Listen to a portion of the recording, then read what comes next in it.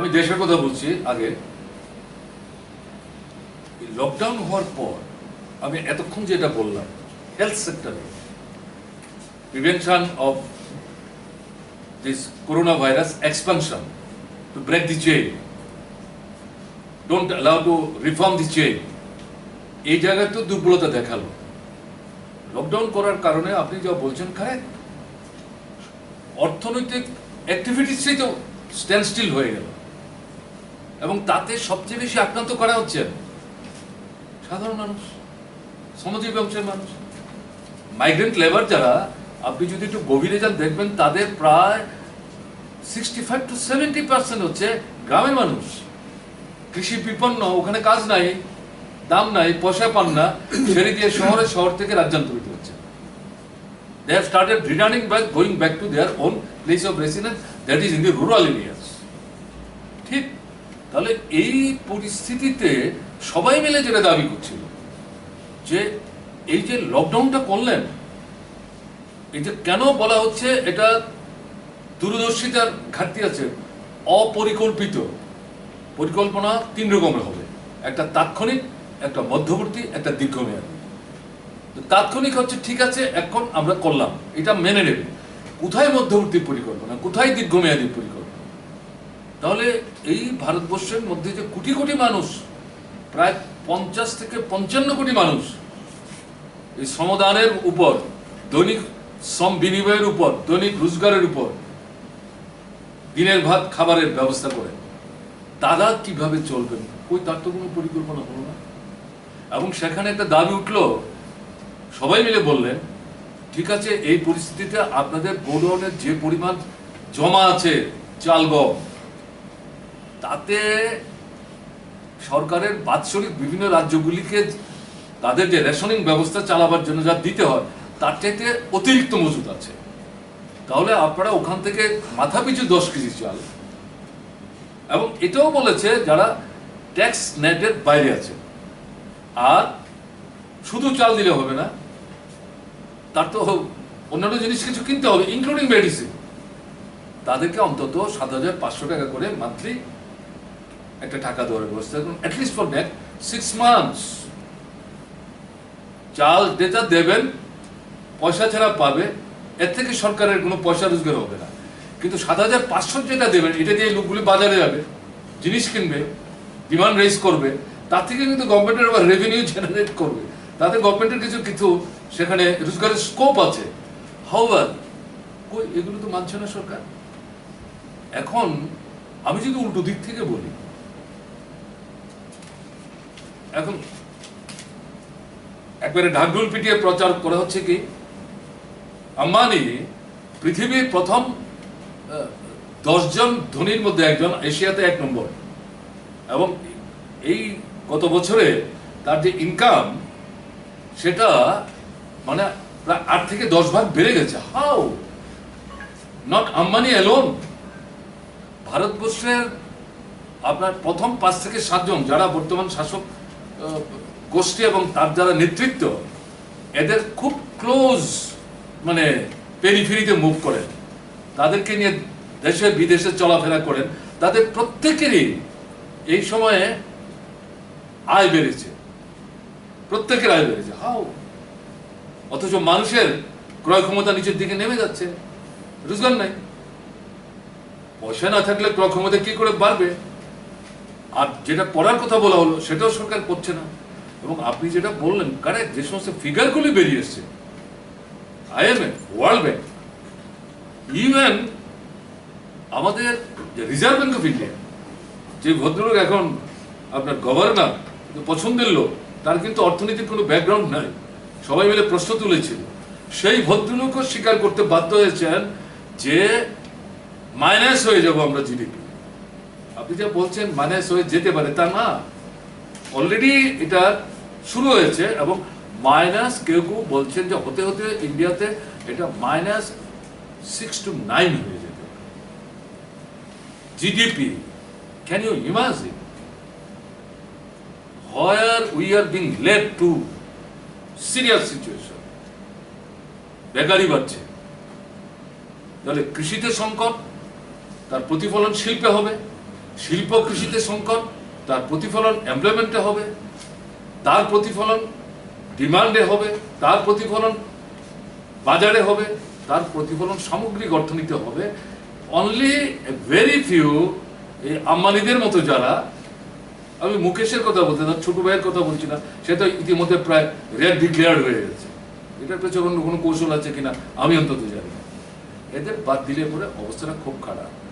ভাবছে গভর্নমেন্ট এই সময় যে অর্থনৈতিক নীতি নিয়ে চলছে তাতে কি হচ্ছে?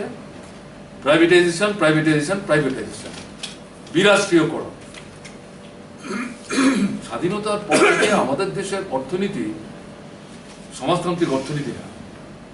জওহরলাল নেহরু দেশের প্রথম প্রধানমন্ত্রী, তিনি কমিউনিস্ট ছিলেন না, কোনো সমাজতান্ত্রিক ধাঁচের অর্থনীতি করার চিন্তা করেছিলেন। সোভিয়েত দেশ ফিরে এসে চাক্ষুষ করে দেশে এসে বলেছিলেন যে আপনারা সোভিয়েত সম্পর্কে যা বলছেন ঘটনা তা না, সম্পূর্ণ অন্যরকম চেহারা। সেই সময়ে যে যুদ্ধকালীন পরিস্থিতিতে পৃথিবীর অর্থনীতিতে যে মন্দা তৈরি হয়েছিল, জওহরলাল নেহরু বলছেন Soviet Russia is free from that. কাজে ওইটা তাকে প্রভাবিত করেছে, কিন্তু তিনি কমিউনিজম করার কথা কোনোদিন বলেন। তিনি সমাজতান্ত্রিক পুঁজিবাদী অর্থনীতি বলেছেন। সমাজতান্ত্রিক পুঁজিবাদী অর্থনীতি, তার থেকে আপনার এই রাষ্ট্রায়ত্ত যে ব্যবস্থা, পৃথিবীর বহু পুঁজিবাদী রাষ্ট্রে রাষ্ট্রায়ত্ত ব্যবস্থা অনুসরণ আগে থেকেই করছিলেন, সেটাই নিয়েছেন। এখন যেটা দেখা যাচ্ছে, it is under severe attack. Last মোমেন্টে 45টা আইডেন্টিফাইড, এর মধ্যে 24টা অলরেডি ডিক্লেয়ার্ড, বাকিগুলি এখন ডিক্লেয়ার করবে। এবং এর মধ্যে বলেছে আমাদের যিনি এখন অর্থমন্ত্রী, তো অ্যাকচুয়ালি মানে নিজের কথা কিছু বলবার ক্ষমতাই তার নাই, যত যোগ্যতাই ভদ্রমহিলা থাকুক, স্ট্র্যাটেজিক কিছু সেক্টর এগুলি রাষ্ট্রায়ত্ত থাকবে। এখন তাকে যখন প্রশ্ন করলো which are to be denoted as strategic sector, ওটাও তিনি আনসার করতে পারেন। বলছেন এটা আমরা একটু চিন্তা ভাবনা করি, তারপরে ওখান থেকে আদিষ্ট হবেন, তারপর তিনি বলবেন, বলে আমরা পরে বলবো গিয়ে কোনগুলি স্ট্র্যাটেজিক সেক্টরের মধ্যে পড়ে। Can you imagine being a finance minister? তাহলে কি দাঁড়াচ্ছে, আমরা কোথায় আছি? তো ওয়ান ম্যান শো। একটা সময় পর্যন্ত আপনাদের মনে হয়েছিল যে অ্যাটলিস্ট দুইজন, না এখন দুইজনে মনে করার কোনো কারণ নেই, কমপ্লিটলি ওয়ান ম্যান শো হয়ে যাচ্ছে। What is this? কাজে এই জায়গায় দাঁড়িয়ে সামনের দিন অর্থনৈতিক দিক থেকে প্রচন্ড রকম একটা খারাপ জায়গায় আমরা চলে যাচ্ছি, প্রচন্ড রকম খারাপ জায়গায় চলে যাচ্ছি। মনে হচ্ছে সমস্ত বিষয়টাই হাতছাড়া হয়ে যাচ্ছে। এটাই মানে খুব গুরুত্বপূর্ণ কমেন্ট, প্রশ্ন করতে হবে। সেদিক থেকে আমি যেটা বলবো, আমরা তো প্রায় বলতে পারেন 4 মাস যাবতই লকডাউনের মধ্যে আছি। ত্রিপুরার কথা বলছি, সম্ভবত 22শে এপ্রিল প্রথম হচ্ছে জনতা কারফিউ, 24শে এপ্রিল আর March, sorry thank you very much for correction, I stand for correction.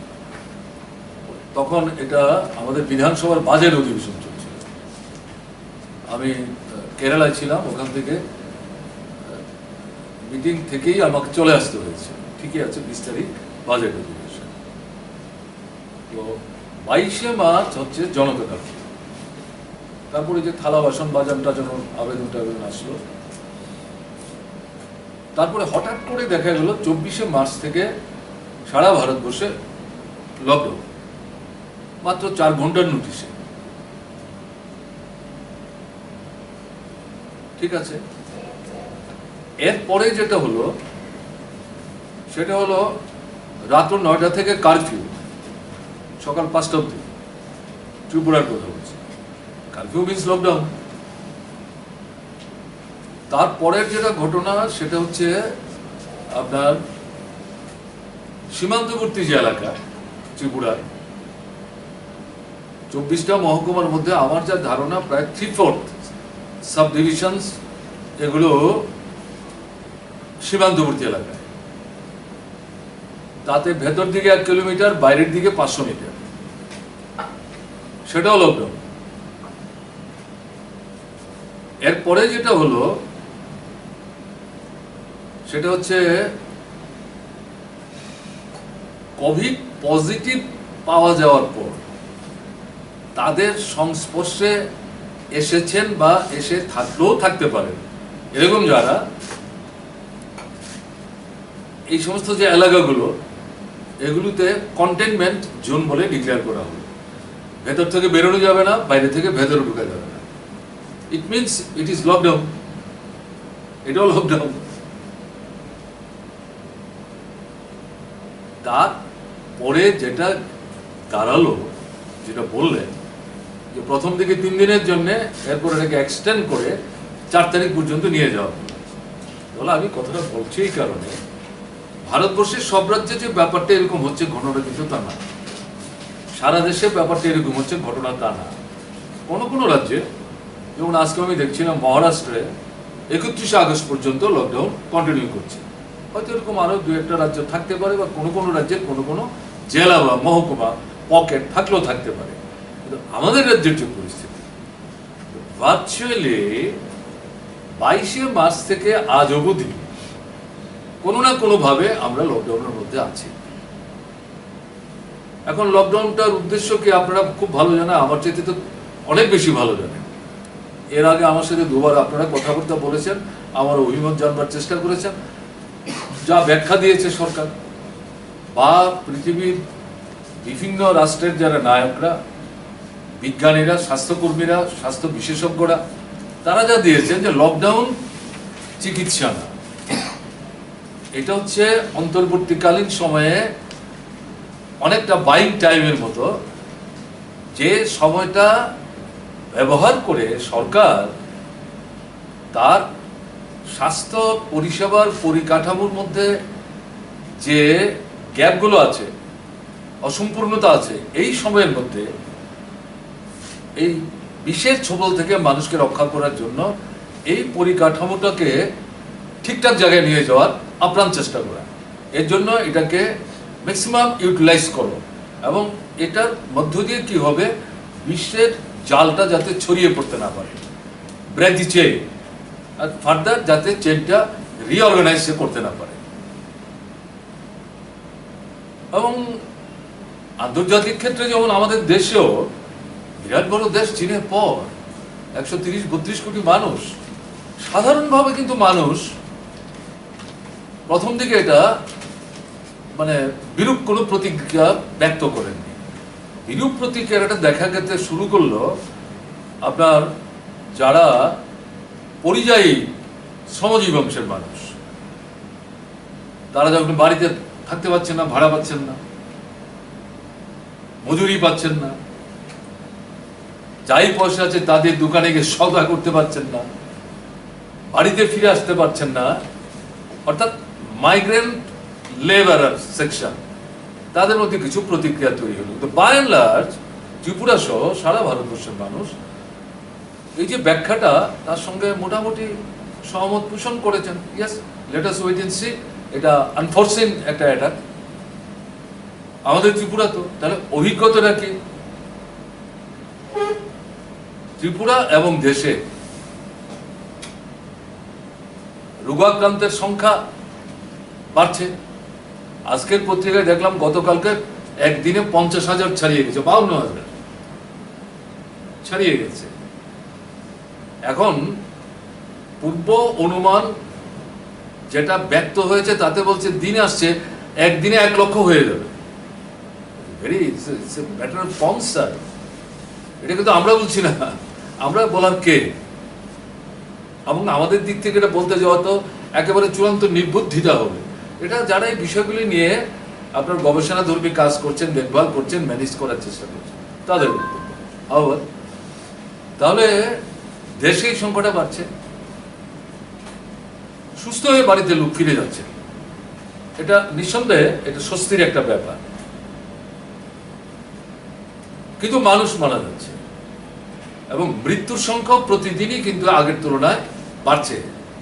মাঝে 1-2 দিন এদিক সেদিক একটু কমলেও by and large on an average সংখ্যাটা বাড়ছে। আমাদের ত্রিপুরায় প্রথম দিকে যেমন একটা আত্মপ্রসাদে ভুগছিল মনে হচ্ছিল, বিশেষ করে প্রশাসন। এখন অবস্থাটা যেটা, আমাদের এখানে আক্রান্তের সংখ্যা বাড়ছে, মৃত্যুর সংখ্যা বাড়ছে, এবং এটা তো এখন প্রায় সারা ত্রিপুরায় ছড়িয়ে পড়েছে। কোনো জেলাবাদ নাই, অধিকাংশ মহকুমা, কোনো কোনো মহকুমার অধিকাংশ এলাকা একটা উদ্বেগজনক পরিস্থিতি তৈরি হয়েছে। তাহলে কি দাঁড়ালো? এই সময়ের মধ্যে যে সুযোগটা নেওয়ার জন্য এই লকডাউনের কথা ঘোষণা করা হয়েছিল, আদৌ কি সারা দেশে বা আমাদের রাজ্যে এই সুযোগটা কেন্দ্র এবং রাজ্যের সরকারগুলো নেবার চেষ্টা করেছেন? Barring a very few states like Kerala and some others. আমি দিল্লিকে এর মধ্যে যোগ করবো না হয়, কেমন না, বা আরো এক দুটো স্টেট চেষ্টা করেছে, এটা অস্বীকার করা যাবে না। তাতে গিয়ে আমাদের সবচেয়ে বড় সমস্যা যেটা, স্বাস্থ্য পরিষেবার বড় অংশটাকে ব্যবসায়ীদের হাতে তুলে দেওয়া হয়েছে। এটা বাণিজ্যিক সংস্থার হাতে চলে গেছে, লাভ লোকসানের ব্যাপার। পৃথিবীর কোনো কোনো দেশে দেখা গেছে এই পরিস্থিতিতে তারা বেসরকারি স্বাস্থ্য পরিষেবার পরিকাঠামোকে পুরোটা রাষ্ট্রের হাতে তুলে নিয়েছে। লাইক স্পেন, এই প্রাইভেট ইয়ের হাতে আমরা এই স্বাস্থ্য পরিষেবার পরিকাঠামো কন্টিনিউ করতে দেবো না, সবটা আমরা নিয়ন্ত্রণ করবো। সোশ্যালিস্ট কান্ট্রির প্রশ্ন আসে না, আমি সেটা নাইবা উল্লেখ করলাম, সরি।